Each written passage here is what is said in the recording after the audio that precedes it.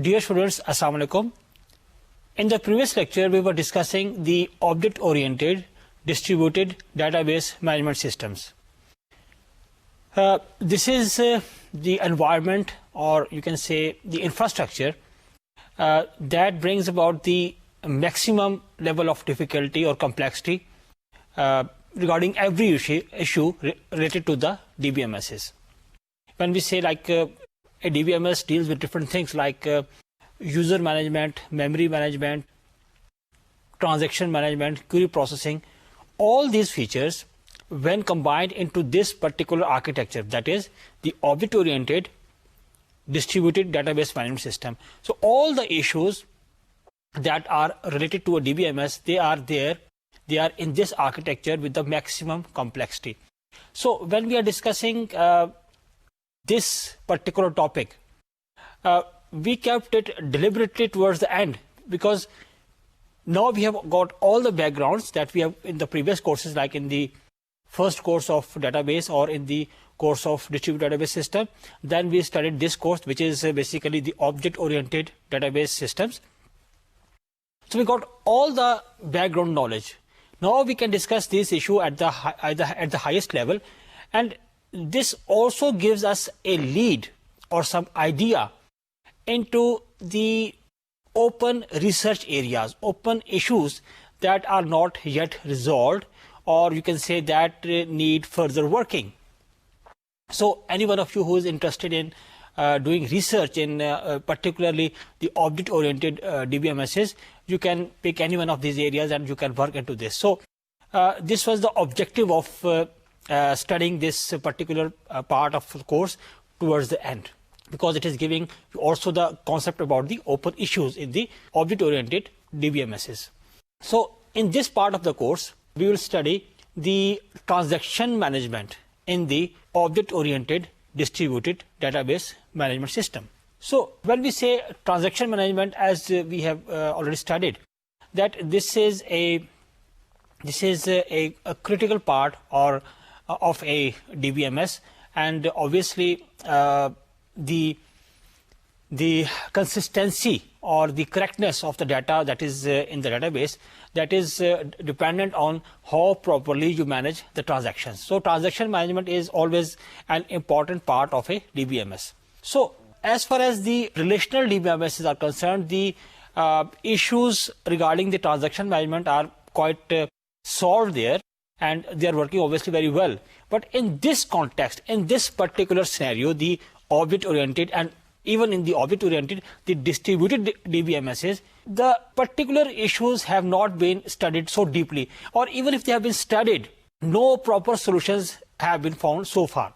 Because see, one of the issues is that when we talk about the object-oriented DBMSs, they adopt a page-based locking system and they follow an object-based locking system. So when we talk about the relational DBMSs, there we find the flat transaction. Flat transaction means that one transaction begins and ends, and then another starts. Although there is an extension to this concept, that is the nested transaction, but in general, when we are talking about the relational system, then there we are talking about the flat transactions. So dealing with the flat transactions is relatively easy. Why? Because they are short duration. They are of short duration. And secondly, they are applied on the flat files. But when we are talking about the applications where there's the need for the object-oriented DBMS is there, the first thing is that we need the long transactions. As we have studied about the examples of such transactions, that for example a tourism based transaction where you have to complete one transaction. To complete one transaction you have to perform many sub transactions. So us case میں ظاہر ہے کہ the duration of your transaction is long. As far as the relational transactions are concerned, they are relatively short duration, maybe few seconds, or I mean they are not long transactions. But when we talk about the applications where the object-oriented DBMSs are required, those transactions may prolong even over days. So in such situations, the locking mechanism, the traditional or the original locking mechanism, which is called the 2PC, two-phase commit protocol, that or two-phase locking, you can say, that will not work so successfully. So this is one of the reasons that in the case of the object-oriented systems, you need long transactions. This is one thing that makes it difficult. And secondly, we have to apply the lock on the complex object. That also makes the transaction management difficult in case of the object-oriented system. So as I was telling you that the transaction management aspect of the object-oriented DBMSs has not yet been so successfully studied. So this is the area where a lot of work is required. Then again, regarding the transaction management, you have studied this, that an important concept regarding the correctness of the transaction is the serializability. This we have already studied, but briefly we can say that a schedule which is called an interleaved schedule. So the serializability theory says that in order to be a correct schedule, the schedule has to be serializable. That means that the output or the final result of an interleaved schedule should be equal to any of the serial schedules. So this is basic theory of the serializability. But this theory cannot be as such applied in the case of object-oriented DBMSs, but rather here we have some other dimensions in which we have to study the serializability theory, and we have to give some new definition regarding the serializability. For example, one of the aspects in which we have to study the serializability theory in the case of object-oriented DBMS is that which is called commutativity. As we know that the commutativity means that two operations, when performed in different orders, they give the same output. This is the basic concept of commutativity. But when we talk about the transactions or the operations in case of the object-oriented DBMSs, then we face two types of commutativities. One is called the syntactic commutativity and the other is called the semantic commutativity. Syntactic means that you simply see the execution order of the operations. For example, consider that we are having two operations and two conflicting operations. See, the serializability theory is based on the concept of conflicting operations. And simply it says that when we have two operations on the same element or the same object, and one of them is right, then those two operations are conflicting. And serializability theory says that when two conflicting operations are performed in different orders, then the output will not be same. For example, if we perform an operation read X and write X, the output will be different if we do write X and then read X. So it means that when the conflicting operations are performed, when there is the matter of the conflicting operations, then we have to follow a particular serial schedule. So whole concept of serializability is that the conflicting operations of different transactions or within a schedule, they should follow a particular serial schedule. This is basically the core of the serializability theory. But strictly speaking, this will be called the syntactic commutativity. That is, you are only considering the syntax of the things. As I have given you example that the traditional or the relational concept of serializability will simply say that these two schedules are not the same. But when we talk about the object-oriented DBMSs, here we can improve the concurrency if we consider the semantic of the operations as well. That gives basically a new definition of the commutativity, and so we can call it the semantic commutativity. For example, consider a data type, a user-defined data type or an abstract data type called the set. We define a data type set, and let's say we define three operations on this data type, which are basically the insert, delete, and the member. The insert and delete, they can be considered equivalent to the write operation. Obviously, when you want to insert something or when you want to delete something from the set, then you are basically performing the write operation. And the member, if you are testing the membership of a particular member in the set, then you are simply reading the set. So these three operations you can think of on a set. We have defined them.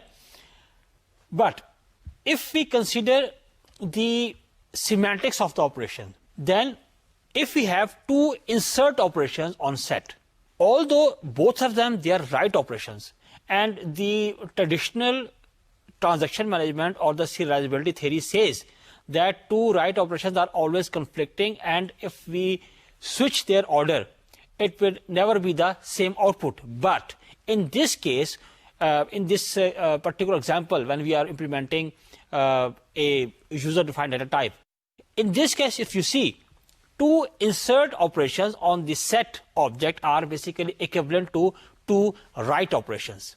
Fine. If we do two write operations or two insert operations on the set object in any order, the output of the operations will be the same. For example, we have a set, let's say, of integers, and we want to insert two values. Let's say one is 5 and one is, let's say, 8. So if we perform insert 5 and insert 8 operation on the set object, and if we have another schedule where we perform insert 8 and insert 5, although these are two different orders for the write operation, but in this case, the output of both of these operations or both of these sequences, or you can say histories, or the schedule will be the same. So it means if we consider the semantic of the operations, then we can redefine the definition of the commutativity. And what is the advantage or benefit of doing this? Why we should do this?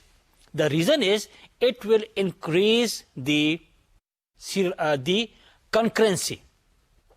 Why? Because the basic transaction management or the locking mechanism says that two write operations on the same object are conflicting, so you cannot assign the write lock to two different transactions at the same time. But here in this case, because you have got the concept of semantic commutativity, so in this case what happens is that if two different transactions, both of them are asking for a write lock, why? Because they want to perform the insert operation, they are commutative.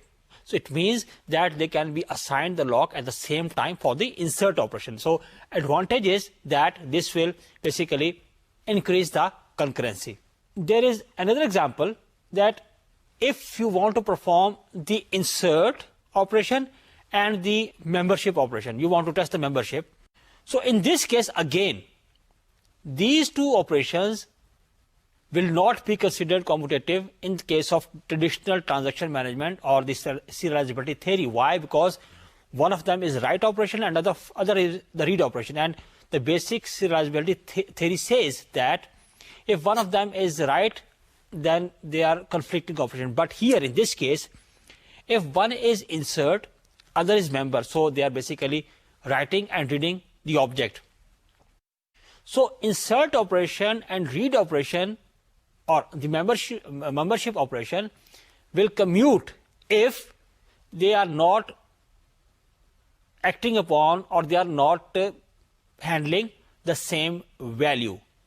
If through insert you are inserting some different value, and through membership you are checking the membership of some different value, if the values are different, then again these two operations will commute, whereas this is not the case in case of the traditional transaction management. So when we are studying the transaction management for the object-oriented DBMSs, then there is need to consider the semantic of the operations to perform the locking mechanism, and that will help to increase the concurrency. And the idea is that you introduce the concept of semantic commutativity among operations and not base your conflicting operations concept on the syntax of the operations only. This is the core idea of the commutativity. The second concept that we need to consider while studying the transaction management in the object-oriented DBMS is the invalidation. We have to see whether one operation invalidates or cancels the effect of the other operation. if two operations do not invalidate each other's effect, then it means that they can be considered non-conflicting operation. For example, if we consider again in the set example, the insert operation will not be invalidated by any other operation, whether you perform the delete operation or you perform the membership operation. The insert operation can be performed in any order. That is, if you perform the insert and delete or delete and insert, the output would be the same. Likewise, when you want to perform the member and delete, in that case they will not invalidate if they are not working for the same member. So here again, in the case of invalidation also, آپ کو جو چیز consider کرنی ہے وہ یہ ہے کہ semantics of the operation. The core idea اس میں یہ ہے کہ آپ جس طرح سے ریلیشنل سسٹمز کے اندر رائٹ اوے آپ جسٹ کمانڈس کا جو سینٹیکس ہے، جو اس کا میننگ ہے، جو اس کا سینٹیکس ہے، اس کے بیسس پہ آپ کنفلکٹنگ آپریشنز کی جو آپ نے نوشن ڈیفائن کی ہوئی ہے اس کو آپ کو ریوزٹ کرنا پڑے گا in case of object oriented D B M S ایز. تیسری جو اس میں ڈائمینشن ہے وہ یہ ہے ریکوریبلٹی. اس سے مراد یہ ہے کہ پی کوئی آپریشن ہے، اس کا جو افیکٹ ہے ڈیٹا بیس کے اوپر، وہ اس سے انڈیپینڈنٹ ہے کہ کوئی اور آپریشن کیو جو ہے آیا وہ اس سے پہلے ہوتا ہے یا اس کے بعد ہوتا ہے. دس از کالڈ دا ریکوریبلٹی. تو یہ تین ڈائمینشن جو ہم نے پڑھی ہیں، ان میں سے ایک ہے آپ کے پاس کوموٹیٹیوٹی، دوسری ہے انویلیڈیشن اور تیسری ہے ریکوریبلٹی. تو جو ہمارے پاس جو سیریلائزیبلٹی تھیری ہے ٹرانزیکشن مینجمنٹ کے اندر، جو کہ relational D B M S میں اپلائی ہوتی ہے، اس کیس میں ہمیں ان تینوں ڈائمینشنز میں ٹرانزیکشنز کو اسٹڈی کرنا چاہیے تاکہ ہم ایک افیکٹو جو ٹرانزیکشن مینجمنٹ ہے وہ ڈیفائن کر سکیں object oriented D B M S کے لیے.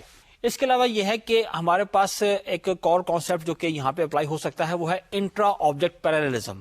یعنی چونکہ ہمارے پاس کور آئیڈیا یہ ہے کہ ہم یہ کریں کہ جو ہمارے پاس ڈیٹا ہے that should be stored in the database، اور جو ہمارے پاس اس کے آپریشنز ہیں، جو اس کے میتھڈز ہیں، یعنی جو آپ آبجیکٹس پہ ڈیفائن کرتے ہیں، ان کو ایز ٹرانزیکشن ہمیں اسٹور کرنا چاہیے. تو اس کا ہمیں فائدہ یہ ہوگا کہ جو اس کے میتھڈز ہیں ان کی ہم multiple execution at the same time کر سکتے ہیں. تو اس سے ہمیں جو کانسیپٹ ملے گا وہ کہلائے گا انٹرا آبجیکٹ پیراللزم. اب اس میں ایک اور جو یعنی چیز اس میں ٹرانزیکشن مینجمنٹ آتی ہے اس کیس میں، وہ یہ ہے کہ ہم ایک جو اس میں کانسیپٹ ہے کہ کنکرنسی سے مراد یہ ہے کہ جب ہم بات کرتے ہیں object oriented D B M S کی، اس میں کیا ہوتا ہے کہ ہمارے پاس کئی ٹرانزیکشن ایسی ہوتی ہیں کہ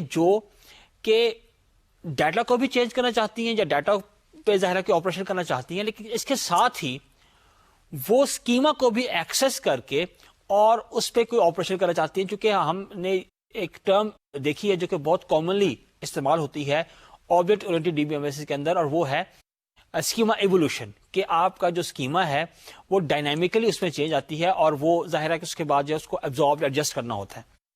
تو اس کا مطلب یہ ہوا کہ جس وقت آپ نارمل آپریشن کر رہے ہوتے ہیں کسی بھی ایک یعنی کہ سسٹم کے اوپر، اس وقت ایسی ٹرانزیکشن انیشیٹ ہو رہی ہوتی ہیں جو کہ اسکیما کو ایکسس کر رہی ہوتی ہیں، اور اسی وقت جو ہے نا وہ آپ کے پاس کچھ ٹرانزیکشن ایسی ہوتی ہیں جو کہ اس کے آبجیکٹس کو ایکسس کر کے ان کو موڈیفائی کر رہی ہوتی ہیں. تو ان کے درمیان ایک بیلنس رکھنے کے لیے تو یہاں پہ جو کانسیپٹ ہے جو اس پہ مطلب اپلائی ہوتا ہے وہ ہے ملٹی لیول گرینولیرٹی، جو کہ آپ اڈاپٹ کریں گے لاکنگ کے لیے.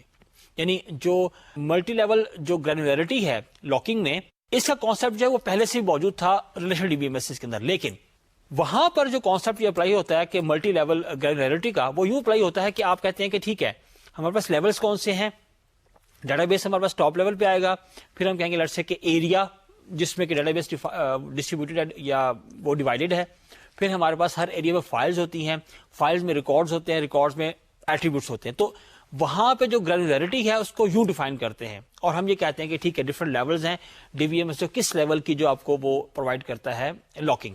لیکن یہاں پر جب ہم بات کرتے ہیں relational D B M S کی، تو یہاں پر جو گرینولیرٹی ہے اس کا ایک اور لیول یوں بنتا ہے کہ آپ یہ کہیں گے کہ ہمارے پاس ڈیٹا بیس ہے اور نیکسٹ لیول پہ ہمارے پاس کلاس ہے.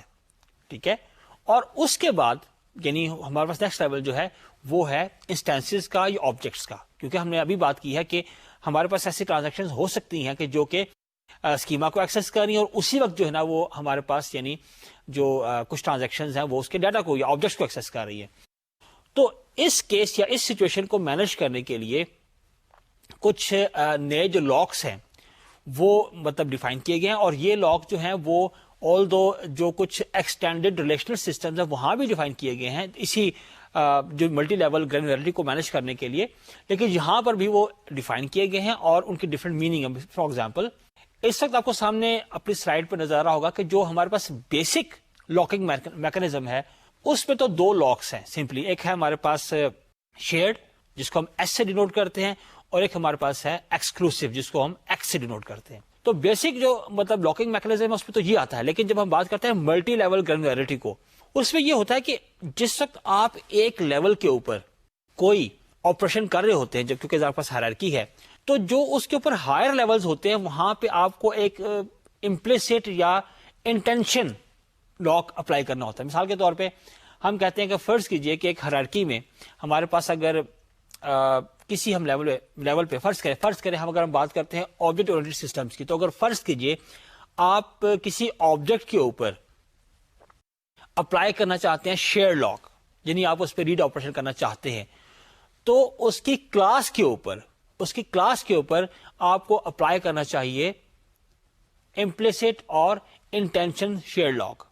اس کے اوپر جتنے بھی اس کے ہائرارکی میں پریڈیسیسرز ہیں ان کے اوپر آپ کے پاس انٹینشن یا امپلیسٹ لاک اپلائی ہوگا. اس کا مطلب یہ ہوا کہ اگر آپ ایک آبجیکٹ کو ریڈ کرنا چاہتے ہیں تو اس کے اوپر آپ اپلائی کریں گے شیئر لاک, اور جو اس کے اوپر کلاس ہے کلاس کے اوپر اپلائی کریں گے آپ انٹینشن شیئر لاک, اور ڈیٹا بیس کے اوپر بھی اپلائی کریں گے انٹینشن شیئر لاک. اور اسی طرح اگر فرض کیجئے کہ آپ کسی آبجیکٹ کے اوپر ایکسکلوسیو یا آپ اس پہ رائٹ آپریشن کرنا چاہتے ہیں تو ظاہر ہے کہ آپ اس کے اوپر اپلائی کریں گے ایکسکلوسیو لاک, لیکن جو اس کے اوپر ہائر جو اس کے نوڈز ہیں یعنی جو اس کی کلاس ہے اس کی کلاس کے اوپر آپ اپلائی کریں گے انٹینشن ایکسکلوسیو لاک, جس سے یہ اندازہ ہوگا کہ اس کلاس کے جو آبجیکٹ ہیں دے آر بینگ ریٹن. اسی طرح فرض کریں اگر ایسی سچویشن ہو کہ آپ ایک جو پرٹیکولر لیول کی جو آبجیکٹ ہے, مثال کے طور پہ اگر آپ ایک کلاس کے اوپر ریڈ لاک اپلائی کرنا چاہتے ہیں, فرض کریں آپ کلاس کا اسکیما ریڈ کرنا چاہتے ہیں, لیکن اس کے جو باٹم میں جو اس کے آبجیکٹس ہیں ان کو رائٹ کیا جا رہا ہے, تو یہ ہوگا کہ اس کے اوپر جو آپ لاک اپلائی کریں گے ہوگا SIX یعنی shared intention exclusive lock, that is called SIX. تو اس وقت جو آپ کو سامنے سلائڈ پر نظر آ رہا ہے وہ آپ کو ان کی جو کمپیٹیبلٹی میٹرکس بنتی ہے. اب پہلے آپ کے پاس سمپلی دو لاکس تھے, اب اس کیس میں جب کہ آپ کے پاس اسکیما ایوولوشن کی وجہ سے آپ کے پاس جو ہے وہ یعنی ڈیٹا کو بھی ریڈ رائٹ کیا جا رہا ہے, اور ایٹ دا سیم ٹائم جب کا اسکیما ہے اس کو بھی ریڈ رائٹ کیا جا رہا ہے, تو اس کیس میں جو آپ کے پاس یہ 5 لاکس بنتے ہیں ان کی آپس کی جو کمپیٹیبلٹی ہے وہ آپ کو یہاں پہ اس وقت جو آپ کے سامنے سلائیڈ ہے اس میں نظر آ رہی ہوگی. اگین یہ جو انٹینشن شیئرڈ اور انٹینشن ایکسکلوسیو لاکس ہیں ان کا ذکر جو ہے وہ ریلیشنل سسٹم میں بھی کیا گیا ہے, لیکن وہاں پہ ان کی اپلیکیشن کچھ اور طریقے سے ہے, اور یہاں پہ جن کی اپلیکیشن جیسے میں نے ابھی ڈسکس کیا اس طریقے سے ہوگی. اب اسی طرح اس کا جو ٹرانزیکشن مینجمنٹ ہے اس کا ایک اور ایشو ہے کہ جب اپنے کلاس لیٹس جو ہے جو آپ کی ایک کلاس ہائرارکی بنتی ہے اس کو مینج کرنا بھی ایک ایشو ہو سکتا ہے. وہ کیسے؟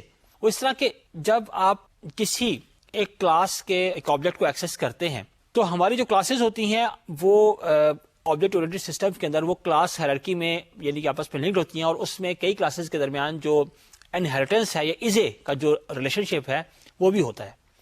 اب جس وقت آپ ایک کلاس کے آبجیکٹ کو ایکسس کرنا چاہتے ہیں تو اس کی پاسبلٹی ہے کہ آپ اس کی جو سب کلاس ہے اس سے جو سے ریلیونٹ آبجیکٹ ہے اس کو بھی ایکسس کرنا چاہیں گے. تو اس کا مطلب یہ ہوا کہ ضرورت اس چیز کی ہے کہ آپ جب آپ ایک کسی آبجیکٹ کو لاک کریں, اس پہ لاک اپلائی کریں, تو اس کی جتنی بھی سب کلاسز ہیں ان کے اوپر بھی آپ لاک اپلائی کریں. اب اس میں ایشو یہ ہے کہ جس وقت آپ کسی ایسی کلاس پہ آپریشن کرنا چاہتے ہیں جو کہ روٹ کے قریب ہے, روٹ ہے یا روٹ سے قریب ہے, تو اس میں ایشو یہ آئے گا چونکہ اس کی تو بہت ساری سب کلاسز ہیں, تو سب پہ لاک اگر آپ اپلائی کر دیں گے تو ظاہر ہے کہ وہ آپ کی جو کنکرنسی ہے اس کو بہت ہیمپر کرے گا, بہت پرابلم ہے. تو اس کا مطلب یہ ہوا کہ اس کا ایک سولوشن یہ ہو سکتا ہے کہ آپ جس وقت کسی کلاس کے اوپر آپ کو لاک اپلائی کرتے ہیں تو اس سے پہلے ہم یہ اسٹڈی کر چکے ہیں کہ آپ جیسے اوپر کلاسز ہیں ان کے اوپر آپ انٹینشن شیئرڈ اور انٹینشن ایکسکلوسیو لاک اپلائی کر دیں. ایک سولوشن یہ ہے کہ آپ اس کے جو سب کلاسز ہیں ان پہ بھی یہ لاک اپلائی کر دیں. لیکن یہاں پہ پھر پرابلم آ جائے گا, جس وقت ملٹیپل انہیریٹنس ہوگی وہاں پہ یہ ایشو بھی میں پرابلم کرے گا کہ جس وقت ملٹیپل سائڈ سے آپ کے پاس یعنی آپ سب کلاسز پہ لاک اپلائی کرنے جا رہے ہیں تو آپ کو جو آپ کی کلاس ملٹیپل کلاسز سے انہیریٹ کر رہی ہے وہاں پہ آگے آپ کنفیوژن ہوگا کہ آیا اس کلاس پہ جو ایک لاک لگا ہوا ہے وہ اس کی سب کلاسز کی وجہ سے لگا ہوا ہے یا اس کی سپر کلاسز کی وجہ سے لگا ہوا ہے. تو اگین جو یہ بھی سولوشن ہے اتنا فیزیبل نہیں ہے. اس کے لیے ایک اور جو سولوشن لٹریچر میں پروپوزڈ ہے وہ ہے آرڈرڈ شیئرنگ. یہ آپ کی بک میں ڈیفائنڈ ہے, جو آپ میں سے لوگ انٹرسٹڈ ہوں اس میں ریسرچ کرنا چاہیں اس کو اسٹڈی کر لیں, ورنہ ادروائز ظاہر ہے کہ اس کو پھر آپ کو یہاں پہ ان ڈیپتھ پڑھنے کی ضرورت نہیں ہے. اسی طرح ایک اور ایشو جو کہ ہم بات کرتے ہیں کہ جو object oriented distributed D B M S ہیں ان کے کیس میں جو ٹرانزیکشن مینجمنٹ میں ایک اور ایشو آتا ہے وہ ہے کہ کمپوزیشن کو مینج کرنا, اور کمپوزیشن سے مراد ظاہر ہے کہ اس میں ایگریگیشن بھی ہے. اب یہ ہے کہ کمپوزیشن جو ہے وہ استعمال ہوتی ہے, ایون ایگریگیشن بھی, ایک کمپوزٹ آبجیکٹ کا کانسیپٹ دینے کے لیے کہ ایک آبجیکٹ جو ہے اس کے اندر جو ایٹریبیوٹس ہیں وہ ادر آبجیکٹ ٹائپ کے بھی ہو سکتے ہیں. تو اس سچویشن میں کیا ہوتا ہے کہ جب آپ ایک آبجیکٹ کو ایکسس کرنا چاہتے ہیں اور آپ اس پہ ایک لاک اپلائی کرتے ہیں تو اس میں اس کی دو ریکوائرمنٹ سامنے آتی ہیں. ایک تو پاسبلٹی یہ ہے کہ آپ اس آبجیکٹ کے اندر جتنی بھی ٹائپس کے ایٹریبیوٹس ہیں ان تمام کلاسز کو لاک کر دیں, وہی لاک اپلائی کر دیں. مثال کے طور پہ اگر آپ نے ایک آبجیکٹ کو ریڈ کرنا ہے اور آپ اس آبجیکٹ کے اوپر شیئرڈ لاک اپلائی کر رہے ہیں تو اس آبجیکٹ کے اندر جتنے بھی ایٹریبیوٹس جو کہ اور کلاسز ٹائپس کے ہیں ان تمام کلاسز کے اوپر آپ وہ لاک اپلائی کر دیں. ایک سولوشن تو یہ ہے, لیکن اگین اس سے پھر کیا ہوگا کہ آپ کو تمام کلاسز جو ہیں وہ چونکہ بیزی ہو جائیں گے اور ظاہر ہے کہ وہ اسٹک ہو جائیں گی اور آپ کی جو کنکرنسی ہے وہ افیکٹ کرے گی. دوسرا سولوشن یہ ہے کہ آپ یہ کریں کہ ایک آبجیکٹ کے اندر جتنے بھی آبجیکٹ کے ریفرنسز موجود ہیں ان آبجیکٹس کے اوپر آپ وہ لاک اپلائی کر دیں. اگین یہ جو ہے یہ بھی پرابلمٹک ہے, وہ اس لیے کہ پھر آپ کو ایک آبجیکٹ جتنے بھی آبجیکٹس کو ریفر کر رہا ہے ان سب کو ایکسس کرنا پڑے گا, ان سب کو مطلب فالو کرنا پڑے گا لنکس کو, اور پھر ان پہ لاک اپلائی کرنا ہوگا. تو اس کا مطلب یہ ہوا کہ ایک جو اپروچ ہے وہ آپ کی کنکرنسی کو افیکٹ کر رہی ہے اور جو دوسری اپروچ ہے وہ آپ کی ایفیشنسی کو افیکٹ کر رہی ہے. تو اگین اس کا ایک سولوشن جو کہ لٹریچر میں پرپوز کیا گیا ہے وہ یہ ہے کہ انہوں نے کچھ نئے لاکس جو ہے اس سچویشن کے لیے وہ ڈیفائن کیے ہیں. تو جس طرح ہم نے انٹینشن شیئرڈ, انٹینشن ایکسکلوسیو اور shared intention exclusive lock define کیے تھے, اسی پیٹرن کے اوپر 3 نئے لاکس جو ہے وہ ڈیفائن کیے گئے ہیں اور ان کو ISO, IXO اور 6O یہ 3 یعنی نام دیے گئے ہیں. اور ان کا آبجیکٹو کیا ہے؟ آبجیکٹو یہ ہے کہ جس وقت آپ ایک آبجیکٹ کے اوپر کوئی لاک اپلائی کرنا چاہتے ہیں تو جتنی کلاسز بھی اس آبجیکٹ کے اندر موجود ہیں, اس سے مراد یہ کہ اس آبجیکٹ کے اندر ایٹریبیوٹس جس ٹائپ کے ہیں اور کلاسز ٹائپ کے, ان تمام کلاسز کے اوپر یہ جو 3 ٹائپس کے لاکس ہیں وہ اپلائی کر دیں. تو اس سے یہ ہوگا کہ جس وقت آپ ان کلاسز کے اوپر کوئی آپریشن کرنا چاہیں گے تو پھر آپ دیکھیں گے کہ وہ جو لاک, جو نئے 3 لاک لگے ان میں سے اگر کوئی ٹائپ کا لاک لگا ہوا ہے تو پھر آپ یہ دیکھیں گے کہ اگر اس کلاس کے اوپر کوئی اور لاک اپلائی ہوتا ہے تو یہ جو کمپیٹیبلٹی میٹرکس جو کہ اب ایک نئی بن گئی ہے اور اس وقت آپ کے سامنے, آپ کو اپنے سامنے اسکرین پر نظر آ رہی ہوگی, اب اس میں 8 لاکس آپ کو نظر آ رہے ہوں گے اور ان کی آپس کی جو کمپیٹیبلٹی ہے وہ آپ کو نظر آ رہی ہے. اس کا مطلب یہ ہوا کہ جب بھی ایسا کوئی کنفلکٹ آئے گا تو اس کمپیٹیبلٹی میٹرکس کے مطابق اس کو ریزالو کر لیا جائے گا. یہ ہم نے بریفلی جو ہے وہ کچھ ایشوز کو ڈسکس کیا ہے regarding the transaction management in the object oriented distributed database management systems. اب جو لوگ یعنی آپ کو کچھ اس کا آئیڈیا ہو گیا کہ کس طرح سے سچویشن جو ہے وہ یعنی جو ہمارے او سسٹمز ہیں ان میں زیادہ کمپلیکس ہوتی ہے، چونکہ ظاہر ہے کہ ریلیشنل سسٹمز کے ریگارڈنگ ہم نے ان تمام ایشوز کو ڈیٹیل میں ڈسکس کیا ہوا باقی کورسز کے اندر، لیکن یہاں پہ ہمیں کچھ آئیڈیا ہو گیا کہ جو آبجیکٹ اورینٹڈ سسٹمز ہیں ان میں کیوں جو چیزیں ہیں وہ کمپلیکس ہو جاتی ہیں. اب اسی طرح ہم بریفلی ڈسکس کریں گے کیوری پروسیسنگ کو، یا اس میں ہم یہ کہہ سکتے ہیں کہ جو کیوری آپٹیمائزیشن ہے. جو ہمارے پاس ریلیشنل سسٹمز ہیں اس میں کیوری پروسیسنگ یا کیوری جو آپٹیمائزیشن ہے اس پہ بہت زیادہ کام ہو چکا ہوا ہے، اور اس میں کافی ایڈوانس تھیریز جو آ چکی ہوئی ہیں اور آج تک اس پہ کام ہوتا ہے. اس میں جو کیوری آپٹیمائزیشن یا کیوری پروسیسنگ جو ریلیشنل ڈیٹا بیسز کی ہے، ان کو جو بہت بڑا فائدہ یا بہت بڑا ایڈوانٹیج جو ان کو حاصل ہے وہ یہ ہے کہ پہلی تو بات اس میں یہ ہے کہ جو کیوری پروسیسنگ آپ کی ہونی ہے ریلیشنل سسٹمز کے اندر وہ ایک سمپل فلیٹ سٹرکچر کے اوپر ہے جو کہ ظاہر ہے کہ ریلیشن ہے. دوسری بات یہ ہے کہ جو آپ کے آپریشنز ہیں جو کہ کیوری پروسیسنگ میں انوالو ہیں in case of relational databases, وہ بیس کرتے ہیں ریلیشنل الجبرا کے اوپر، یعنی ان کی ایک پراپر سالڈ ڈیفائنڈ بیس ہے.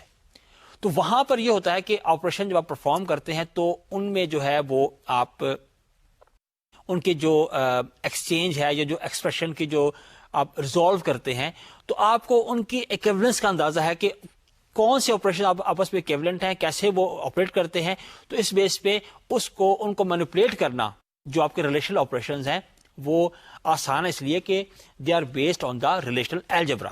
پھر جو ریلیشنل الجبرا ہے اس کی ایک بیسک ایزمپشن یہ ہے کہ آپ کے جو آپریٹرز ہیں ان کا ان پٹ جو ہے وہ ریلیشنز ہیں، ایک یا وہ ریلیشنز، ایک یا دو ریلیشنز، اور جو ان کا آؤٹ پٹ ہے وہ بھی ریلیشن. تو سب یہ بیسک اور ویل ڈیفائنڈ چیزیں ہیں. پھر جو ریلیشنل آپریٹرز ہیں ان کی سرٹن جو ہے وہ پراپرٹیز ہیں جو کہ کلیئرلی اگین ڈیفائنڈ ہیں. مثلا جیسے ہمیں پتا ہے کہ اگر اس میں جیسے سلیکٹ اور پروجیکشن آپریشنز ہیں تو یہ ان کے درمیان یہ ان کی پراپرٹی ہے کہ یہ کموٹیٹو ہیں. اگر ہم پہلے سلیکٹ کریں اور پھر پروجیکٹ کریں یا پہلے پروجیکٹ کریں پھر سلیکٹ کریں تو وہ آؤٹ پٹ سیم ہوگا. تو اس طرح سے کچھ جو ریلیشنل آپریٹرز ہیں ان کی پراپرٹیز کے بیس پہ جو ان کی جو ایکسپریشن کی ایویلویشن ہے جب آپ ایک کیوری کو آپٹیمائز کرنا چاہتے ہیں تو وہ پاسبل ہے ریلیشنل آپریٹرز کی ان پراپرٹیز کی وجہ سے.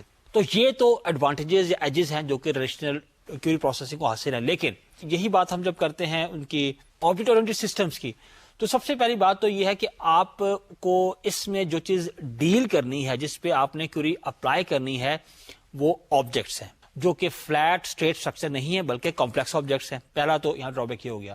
پھر یہ ہے کہ جیسے وہاں پر کہ ایک کلیئرلی ڈیفائنڈ ہمارے پاس الجبرا ہے جو کہ آپ کی کیوری پروسیسنگ کی بیس ہے. یہاں پہ بہت اٹمپٹس کی گئی ہیں کہ یعنی ایسا الجبرا ڈیفائن کیا جائے، لیکن اگین وہ اس میں کوئی اسٹینڈرڈائزیشن نہیں ہے. تو اس طرح سے یعنی جو اس کے ڈفرنٹ پھر آسپیکٹس ہیں کہ آپ اس میں سرچ اسپیس ڈیفائن کرتے ہیں، ڈفرنٹ ایکسپریشنز ڈیفائن کرتے ہیں، ان کی کاسٹ نکال سکتے ہیں. یہ تمام باتیں جو ہیں وہ آبجیکٹ اورینٹڈ سسٹمز کے اندر اتنی اسٹریٹ فارورڈ نہیں ہے، جس کی بنا پہ جو کیوری پروسیسنگ ہے یا کیوری آپٹیمائزیشن جو ہے that is difficult in the object oriented systems. تو یہ وہ کچھ بہت ہی بریفلی ایشوز ہیں جو کہ مشکل کرتے ہیں کیوری پروسیسنگ کو یا کیوری آپٹیمائزیشن کو ان دی آبجیکٹ اورینٹڈ سسٹم. تو اگین آپ میں سے جو لوگ انٹرسٹڈ ہوں ان ایشوز میں کام کرنے کے لیے these issues are still open اور they need a lot of work.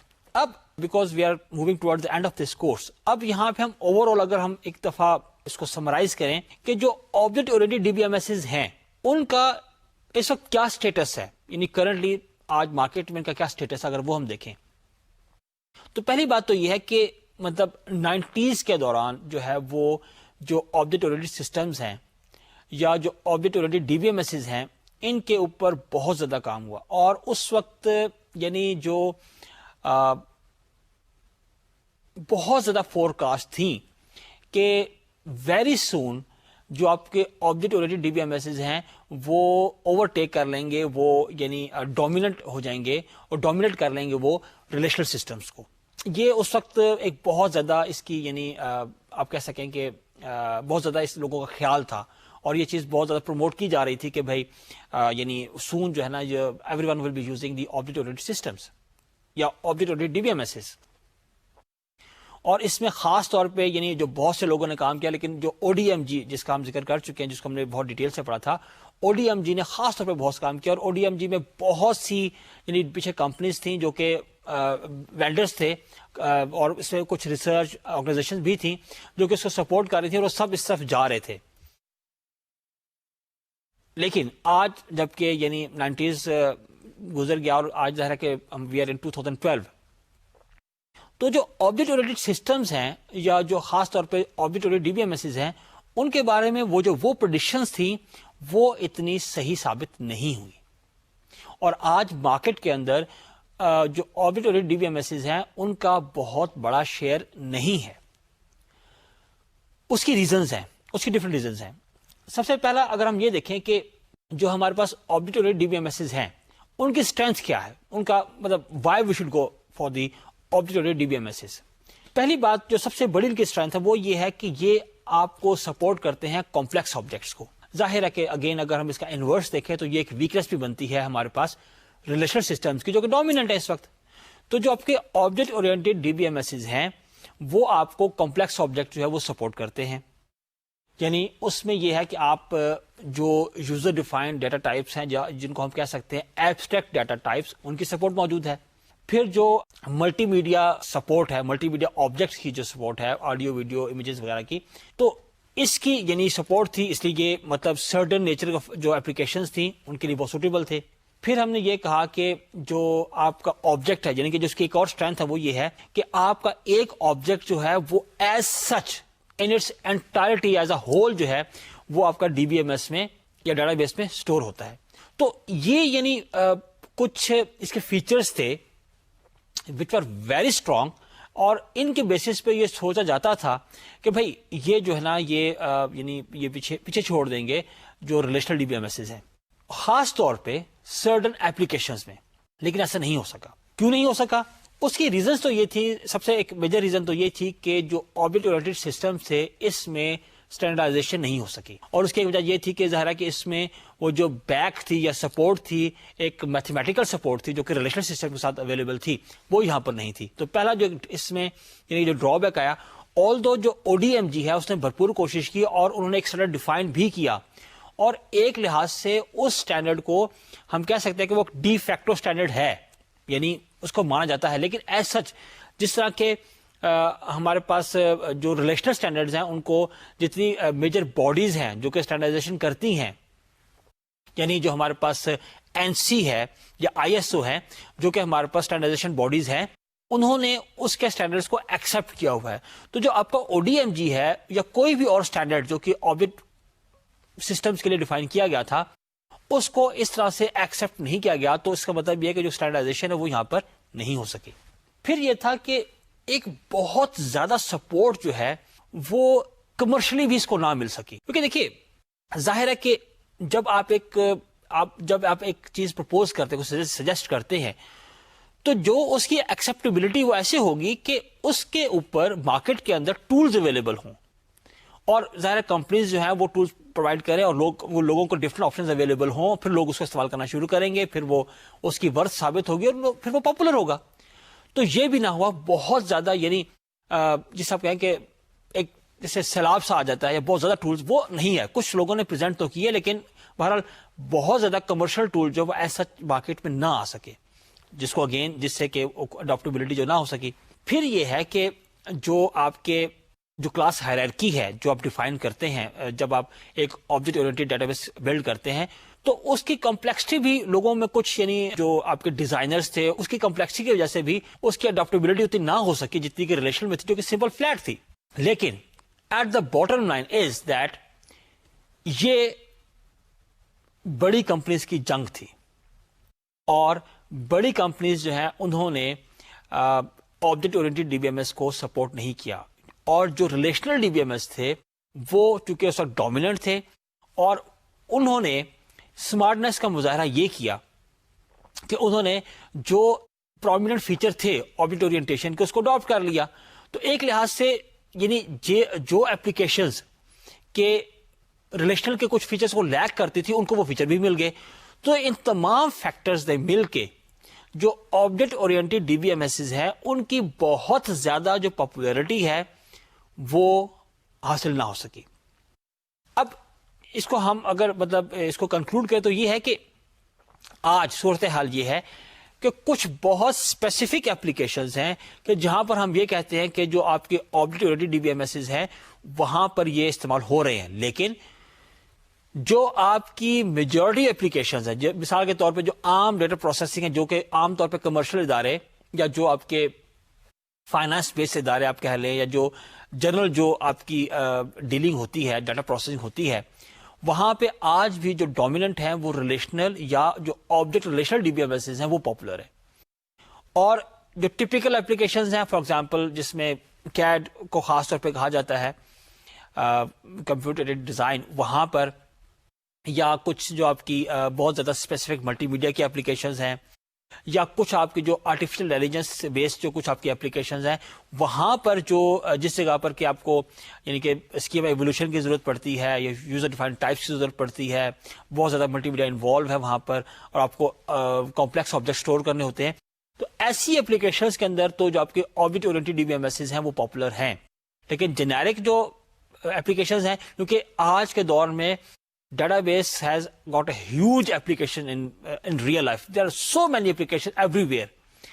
تو جو میجر پورشن ہے ڈی بی ایم ایسز کا وہ آج بھی relational D B M S's ہیں، اور جو object oriented D B M S's ہیں ان کے پاس جو ایک پرٹیکولر جو یعنی اپلیکیشنز ہیں وہاں پہ ان کا استعمال ہوتا ہے، اور جو اب کہنا چاہیے جو کامن اپلیکیشنز ہیں ان میں object oriented D B M S کی جو اڈاپٹیبلٹی ہے وہ نہ ہو سکے. یہاں تک ہمارا جو کورس ہے وہ ختم ہوا، یعنی object oriented database management systems. اب ہم ایک بریفلی اس کا اگر اوور ویو کریں تو اس کورس کو ہم نے ڈفرینٹ سیکشنز میں ڈیوائڈ کیا ہوا تھا. تو ہماری جو ڈسکشن سٹارٹ ہوئی تھی اس کورس میں وہ ہوئی تھی ڈیٹا ماڈل سے، کیونکہ ظاہر ہے کہ ڈی بی ایم ایس کی جو بیس ہے وہ ڈیٹا ماڈل ہے، کیونکہ ہم یہ جانتے ہیں کہ ہر جو ڈی بی ایم ایس ہے وہ کسی ڈیٹا ماڈل بیس کرتا ہے. تو ہم نے سٹارٹ کی ڈسکشن، ظاہر ہے کہ جو شروع میں ڈیٹا ماڈلز تھے ہائرارکیکل، نیٹ ورک، ریلیشنل اور ای آر ڈیٹا ماڈلز، یہ ہم نے سب کو ڈسکس کیا. پھر کہا کہ ظاہر ہے کہ آر ڈی ایم جو ہے جو آپ کا ریلیشنل ڈیٹا ماڈل ہے کافی پاپولر ہوا، لیکن جیسے استعمال اس کا بڑھا تو کچھ اس کے ڈرا بیکس نظر آنا شروع ہوئے، اور خاص طور پہ کچھ اپلیکیشنز کے اندر زیادہ اس کی جو یعنی آپ کہہ سکتے ویکنیسز جو وہ سامنے آئیں. تو یہاں سے ایک مارکیٹ کی طرف سے پش تھا کہ بھئی اس پہ کوئی اور ٹیکنالوجی آنی چاہیے. اور پھر یہ اسی دوران جو آبجیکٹ اورینٹڈ پروگرامنگ تھی وہ کافی پاپولر ہوئی. تو ان دونوں فیکٹرز نے جو ہے نا وہ ایسا یعنی ایک انوائرمنٹ کریٹ کی جس میں کہ آبجیکٹ اورینٹڈ پروگرامنگ اور ڈیٹا بیس فنکشنلٹی کو ملا کے ایک نیا پیراڈائم جو اس کے بارے میں سوچا گیا. جو بہرحال جو ڈرا بیکس تھے ہمارے پاس جو ریلیشنل ڈیٹا ماڈل ہے، اس کے جو ڈرا بیکس نے 3 جو سولوشنز تھے وہ سامنے لائے. پہلا سولوشن تو یہ تھا کہ جسے ہم کہنا چاہیے کہ ایکسٹینڈیڈ ریلیشنل سسٹم جو سامنے آئے. یعنی کیا کیا گیا کہ ایک طرف تو جو ڈیٹا ماڈل تھا، جو بیسک ڈیٹا ماڈل تھا ریلیشنل ڈیٹا ماڈل، اس کو ایکسٹینڈ کیا گیا اور نئے کانسیپٹ، مثال کے طور پہ ایک تھا NF2 naan first normal form. NF2 relation جو ہیں وہ اس کا کانسیپٹ سامنے لایا گیا، جو کہ ایک لحاظ سے ایکسٹینشن تھی بیسک ریلیشنل ڈیٹا ماڈل کے اندر. ایک طرف تو یہ کام ہوا اور اس کے بیسس پہ سسٹم بنے، اور دوسرا یہ ہوا کہ جو ٹولز تھے جو کہ بیسیکلی ریلیشنل تھے انہوں نے اپنے اندر جو ہے نئے فیچر انٹروڈیوس کرنا شروع کیے، اور آپ کہہ سکتے ہیں کہ نئے جو آبجیکٹ اورینٹڈ فیچرز تھے وہ لانا شروع کیے. اور اس سینیریو میں ہم نے خاص طور پر اسٹڈی کیا تھا پوسٹ گریس کو اور اسٹار بسٹ کو. یہ 2 سسٹم تھے جنہوں نے ریلیشنل سسٹم میں ایکسٹینشنز کی. دوسرا سولوشن تھا وہ تھا آبجیکٹ ریلیشنل سسٹمز، یعنی ایسے سسٹم بنے کہ جو ایک ایسی بریڈ آئی جن کو کہا جانے لگا کہ یہ آبجیکٹ ریلیشنل سسٹمز ہیں. اور اس میں اپروچ یہ اڈاپٹ کی گئی. ایک تو یہ تھا کہ جو آپ کے کچھ سسٹمز تھے وہ اسکریچ سے بلڈ کیے گئے، نئے سرے سے بنائے گئے. اور اس میں ہم نے مثال کے طور پر پڑھا تھا السٹرا کو، کہ یہ ایسا سسٹم تھا جو کہ ایک آبجیکٹ ریلیشنل سسٹم تھا اور وہ نئے سرے سے بنا. اور کچھ ایسے تھے کہ جو ان کی بیس تو تھی ایک پراپر ریلیشنل سسٹم، لیکن اس کے اوپر انہوں نے ایک اور لیئر کریٹ کی اور جس نے آپ کو کہ آبجیکٹ ریلیشنل فنکشنلٹی دی. اور اس پہ ہم نے پڑھا تھا اوپن ODB اڈیپٹر کو. یہ ایک ڈی بی ایم ایس ہے جو کہ HP کی طرف سے آیا تھا، اور اس کے بارے میں ہم نے پڑھا ان کے فیچرز کے بارے میں اور کی کیا اسٹرینتھ تھی. تیسری جو ہمارے پاس یعنی کہ جو اس کا سولوشن تھا وہ تھا pure object oriented D B M S's. ایک یہاں سے بھی کانسیپٹ آ گیا کہ نیسٹ پیورلی جس کو ہم کہنا چاہیے کہ وہ ہیں ہی آبجیکٹ اورینٹڈ سسٹمز. تو یہ 3 سولوشنز تھے جو دیے گئے. ہم نے ان کو باری باری پڑھا شروع کے لیکچرز میں. اس کے بعد ہم نے پڑھنا شروع کیا یعنی جو ہمارے پاس آبجیکٹ اورینٹڈ سسٹمز تھے، اور اس میں ہم نے دیکھا کہ یعنی خاص طور پہ ہم نے دیکھا کہ جو ڈفرینٹ ریسرچرز تھے انہوں نے کیا مطلب کوالٹیز دی تھی.